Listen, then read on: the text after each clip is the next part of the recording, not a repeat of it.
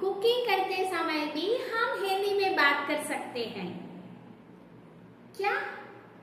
ऐसा हो सकता है? हाँ, जरूर हो सकता है। आपको हिंदी सिखाने के लिए मैं तैयार हूँ। क्या आप तैयार हैं? நான் என்ன சொன்னேன் அப்படின்னா குக்கிங் பண்ணதுல கூட நம்ம ஹிந்தி வந்து பேச முடியும். என்ன நிஜமாவே அப்படி முடியுமா? ஆமாங்க, உங்களுக்கு சொல்லிக் கொடுக்க நான் ரெடியா இருக்கேன். நீங்க ரெடியா இருக்கீங்களா? ஆமாங்க, இந்த வீடியோல நம்ம குக்கிங், அதாவது சமைக்கிறதுக்கு நம்ம யோசிப்போம் இல்லையா, சமைக்கிறதுக்கு என்னென்ன பண்ணணும்னு யோசிக்கிறதே பெரிய விஷயம் தான். ஸோ அது மாதிரி சென்டென்சஸ் தான் எடுத்து அதை எப்படி ஹிந்தியில் பேசுறது அப்படின்றத பார்க்க போகிறோம். வீடியோக்குள்ள போகிறதுக்கு முன்னாடி என்னோட வீடியோவை இப்போ தான் நீங்கள் ஃபர்ஸ்ட் டைம் பார்க்குறீங்க அப்படின்னா கண்டிப்பாக லைக் பண்ணி சப்ஸ்கிரைப் பண்ணி பெல் ஐக்கானையும் கிளிக் பண்ணிக்கோங்க. நம்மளோட ஸ்ரேஷ்டா ஹிந்தி சேனலில் ஸ்போக்கன் ஹிந்தி ரிலேட்டடாக வீடியோஸ் போஸ்ட் பண்ணிக்கிட்டே இருக்கும். மிஸ் பண்ணாமல் பாருங்கள். Let's get into the video.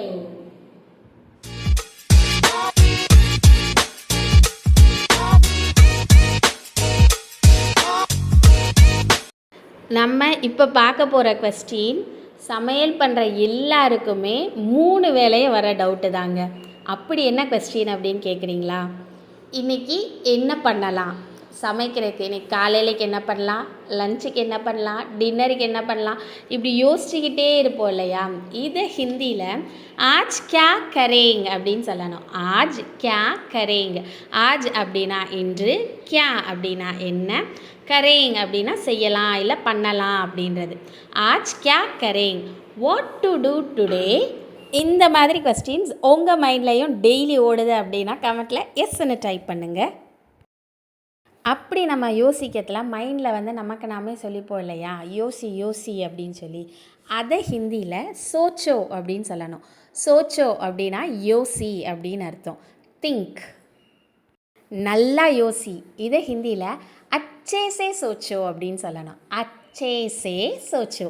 அச்சேனா நல்லா அப்படின்னு அர்த்தம். நல்லா யோசி அப்படின்னு சொல்கிறதுக்கு அச்சே சே சோச்சோ. Think well. நல்லா யோசி என்ன பண்ணலாம்னு. இதை வந்து ஹிந்தியில் அச்சே சே சோச்சோ கியா கரேங். நல்லா யோசி என்ன பண்ணலாம். அச்சே சே சோச்சோ கியா கரேங். Think well, what to do. சரி, இன்றைக்கி பருப்பு வைக்கலாம். இதை ஹிந்தியில் சலோ ஆஜ் தால் பனாத்தே ஹேங். சலோ ஆஜ் தால் பனாத்தே ஹேங். தால் அப்படின்னா பருப்பு. இங்கிலீஷ்லேயும் தால் தான், ஹிந்திலேயும் தால் தான் யூஸ் பண்ணுறோம். பனாத்தே ஹேங் மேக், அதாவது செய்யலாம், அதை ப்ரிப்பேர் பண்ணலாம் அப்படின்றதுக்கு தான் இந்த பனா அப்படின்ற வேர்டு யூஸ் பண்ணுறோம். Let's make dal today. குழம்பு என்னன்னு யோசிச்சாச்சு. இதை ஹிந்தியில் கிரேவி தோ சோச் லியா. கிரேவி தோ சோச் லியா. சோச் லியா அப்படின்னா யோசிச்சாச்சு, யோசித்து முடித்து இப்போ அந்த ஆக்ஷன் முடிஞ்சு. ஸோ அதுக்கு சோச் லியா அப்படின்னு யூஸ் பண்ணுறோம். Thought about the gravy. இப்போ காய் என்ன வைக்கிறது? இதை ஹிந்தியில் அப் சப்ஜி கியா ரக்கேங். அப் சப்ஜி கியா ரக்கேங். அப் அப்படின்னா இப்பொழுது, சப்ஜி அப்படின்னா வெஜிடபிள், கியா அப்படின்னா என்ன, ரக்கேங் வைக்கலாம் அப்படின்றதுக்கு ரக்கேங்கிற வேர்டு யூஸ் பண்ணுறோம். சரி, உருளைக்கிழங்கு செய்யலாம்.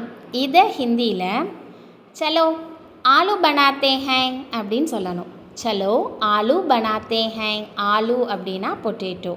பொட்டேட்டோ செய்யலாம், ப்ரிப்பேர் பண்ணலாம் அப்படின்ற மீனிங்க்கு தான் இந்த பனான்ற வேர்ட் யூஸ் பண்ணுறோம். Let's make potato.